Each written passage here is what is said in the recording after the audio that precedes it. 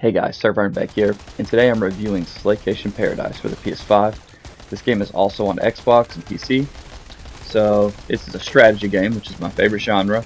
It's a top-down twin-stick shooter, tower defense hybrid, more emphasis on twin-stick shooting. But we're going to go over the same 5 categories I always do: graphics, performance, gameplay/story, replayability, fun factor. Give each category a score from 1 to 10, average them up, then talk about the game a little bit. And then later on in the video, I'll let you know when it happens, but I'll be talking about a spoiler or two. So, graphics. I think the graphics are decent. I give them a 7.5. The effects are kind of cool, explosions look cool, but I will dock it. If you'll notice, some of the explosions will have like a line cut off, but I don't dock it in graphics. I'm going to dock it in performance. And you'll see, like right there, you see the line under the explosion. I don't know, it cuts off part of the explosion. It's a weird little performance thing, I think. So we'll go ahead and go to performance. I give it 8.5.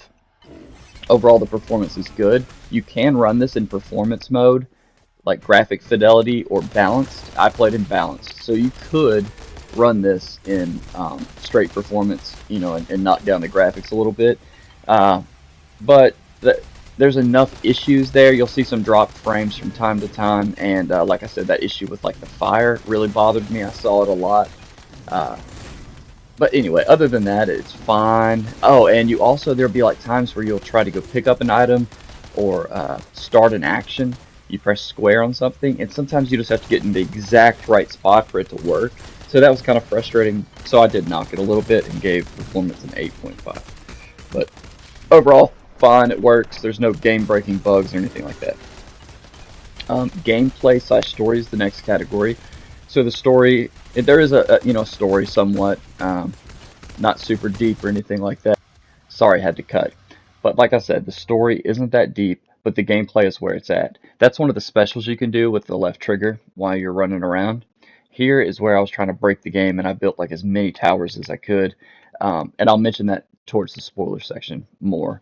But the gameplay is really fun. Like I said, it's a strategy game. You're building defenses, you're running around, going to objectives, twin stick shooting your way through zombies, blow up dolls, a bunch of weird stuff. So it's funny, it's action packed. It's a fun game. It really is. But it definitely has its flaws. But I did enjoy it, especially the first playthrough. So this actually takes 3 playthroughs to like 100% the game or platinum the game, and that's what I did. And I gave it an 8 because if you're just playing this one time, it's a lot of fun. It's an interesting story, and it kind of keeps you hooked. So I gave it an 8 out of 10 for gameplay/story. Replayability, though, is where I'm gonna dock it a bunch. After a certain point, and I'm not going to mention anything until the spoiler section, the game becomes too easy, and there's something you figure out or a way to play the game that just makes it way too easy. The first playthrough there was a little stress and I died a few times, but second and third, did I play it 4? 3? Yeah, 3. The second and third playthroughs were just completely just kind of going through the motions. I mean, it's still fun because the gameplay overall is fun, but it becomes just not a challenge until certain missions that they make you like win by melee only or win by killing enemies with only fire weapons. So there are challenges that kind of keep you on your toes a little bit, but second, third playthrough I wouldn't even recommend doing it. Play it one time and then be done with it. So replayability, I give a 1, unfortunately.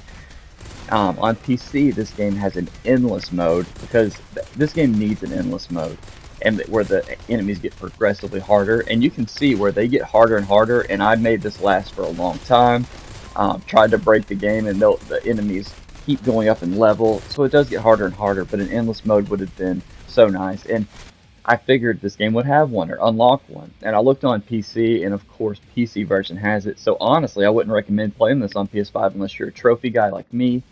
Play it on PC, you get the best version of the game, I'm sure. So replayability of 1. Fun factor.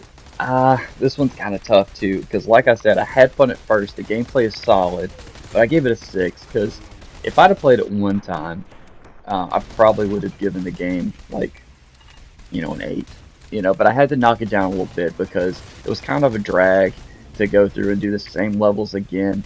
Nothing really changes. I don't know if they didn't make the enemies hard enough in the second, the medium and hard difficulty. Hard should have been hard, because there are a few challenging levels, like I said, the ones you have to win by melee only, and with certain weapons. So those do make it a little difficult, but some of it's cheap. Like, there's one tower that'll kill you in one hit later on, especially under hard mode, and it's kind of cheap. So fun factor, I give a 6. So just to recap, graphics a 7.5, performance an 8.5, gameplay / story an 8, replayability a 1, fun factor a 6, and I give it a 6.2 over 10 out of 10. So it doesn't sound great, right? And it's not. It could have been so much better. If you could change the difficulty, because it needs to be more difficult. Even the standard mode, just the first playthrough, and it goes like you beat one level under 1 star, 2 stars, 3 stars, or skulls, and then 4. So you don't have an option. You have to start it off under the difficulty, that they want you to. You can't like just start off with hard. But it's kind of a disappointing strategy game that could have been great. At first I thought it was going to be great until I kind of reached, like, you cap out the upgrade. It has a skill tree, which you cap out midway through the game, so there's nothing to strive for anymore except upgrading your weapons. There are a bunch of different weapons. It's kind of cool. I love the tower defense aspect, where you can build like a little base and have guys storming in and kind of design your base. That's really cool. But this is just a mediocre strategy game, but it's only 20 bucks. So, you get what you pay for, I guess. But man, they could have done so much more. Like I said, endless mode, this would have boosted the game and given it so much more longevity and challenge. But as it stands, it's a 6.2. And here's where I'm going to start going into spoilers. So if you want to head out now and don't want to know any more about the game, it'll just be a short spoiler section. So now I'm going to rag on the game a little bit. So later on in the game, like I said, this right here is where I broke the game. The level started out at like level 8 or 9, something like that, and they went up to 42, 43, and I was like, oh man, it's about to get really tough. And it's almost like an endless mode, right? I thought the enemies were going to get harder and harder until you couldn't carry on anymore. They stop at 48, so basically you have infinite money. So that's why I ran out of stuff to upgrade midway through the game, is because, like, normally a run you might average like 1,500, 2,000 tops money, or souls, whatever the currency you're spending. I got like 300,000 this one game, right? So it just broke the game, and I didn't do anything cheating. All I did was, you get an ally too that you can run around with, and once you pick up this ally and you just choose not to finish the game, they only go up this high. You might see a level 49 character, but that's it.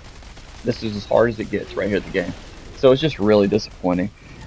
Also, I should have mentioned this in the main review, but the item, or the button to pick up items and to repair structures, like your towers, is square. So sometimes you'll replace your weapon by trying to repair structure. Really dumb design decision. Oh, and also, I beat the game, and I was like, where's hard mode? Because one of the trophies was beat under hard mode. It doesn't tell you that you have to beat the game, like each skull. You just have to keep beating the game, or each level, therefore the game, 3 times. I had to look that up online. After I beat the main game, I had to look up how to platinum it, so it was just annoying. Like I said, I did enjoy the game the first playthrough, so it's not a bad game, but I highly recommend that you either play this on PC, or get it used, or on some kind of sale if you're a digital guy. But that's all I got. SirVern out.